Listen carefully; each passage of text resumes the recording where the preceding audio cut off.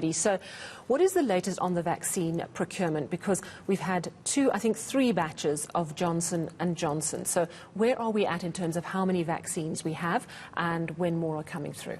So we understand that another batch was supposed to land in the country tomorrow, again on Thursday, and then again over the weekend. But we have been informed by the co-lead investigator, Professor Becker, that that is not happening anymore. We will be getting another batch over the weekend. And the reason for this, Sally, is because as soon as the vaccines are ready and available, of course, they need to be taken from the US to Europe. They need to be taken out of whatever they are taken to Europe in, and then rebottled, relabeled, and then, of course, delivered to the various countries. And this, of course, causes a delay.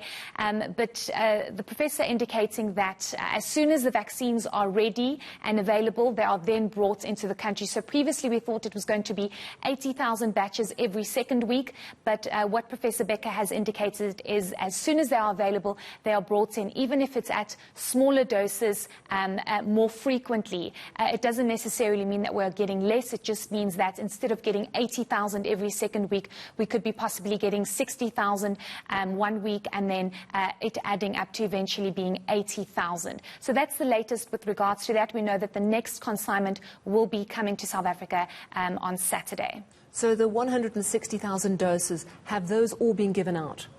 So we know that they're still in the process of vaccinating. According to Professor Becker, we know that she's indicated that over 150,000 healthcare workers have been vaccinated to date. All right, so they've probably only got about 10,000 left, and they may well go through those before the next batch arrives. Of course, we know phase one is very much about the health workers. That is due to end in April, and we have been told that phase two, which is the real deal, is meant to start towards the end of April. But the other commitment the government made is to vaccinate 1 million people by the end of March. Heidi, are we going to do that? Sally, no. The news is that we will not meet that deadline, and we know that the Health Minister, Dr. William Kize, on Saturday had already indicated to our colleague Sipamandla Goge that we will not be meeting that deadline. And this is, of course, because there is what Professor Becker has explained, a bun fight to get the vaccines. Of course, there's a massive shortage, and countries with bigger purses are, of course, able to acquire the vaccine much faster than us.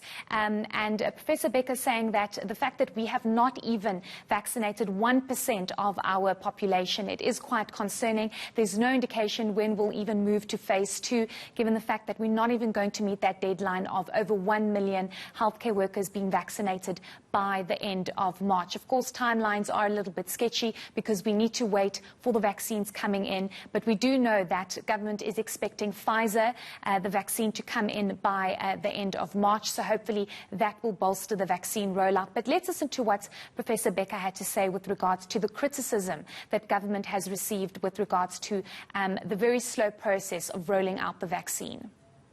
Absolutely understand the frustration and the anxiety, and I think it's well placed. The rest of the world is being vaccinated and we are not, and that always causes anxiety. Now, the reason we're not is purely vaccine availability. You can't vaccinate if you don't have the vaccines to vaccinate with, right? So a decision was taken.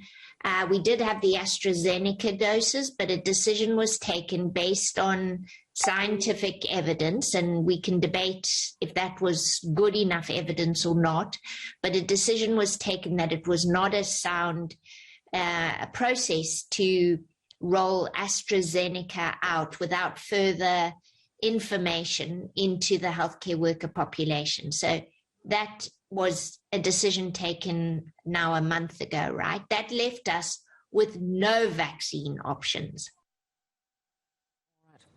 All right, so really, Heidi, the problem is not the speed with which we are able to administer these vaccines. The problem is on the other end. It's actually getting them to South Africa. Yes, most certainly, Sally, and that is key here, and that needs to trickle down to South Africans to understand that it's not necessarily government system. They have a clear and sufficient system working with regards to the vaccine rollout, but it all depends on when we get the vaccines into the country, and as soon as they are available, government makes sure that that consignment comes in. All right, well, thank you very much for that update, Heidi Jockus. And of course, the message is clear.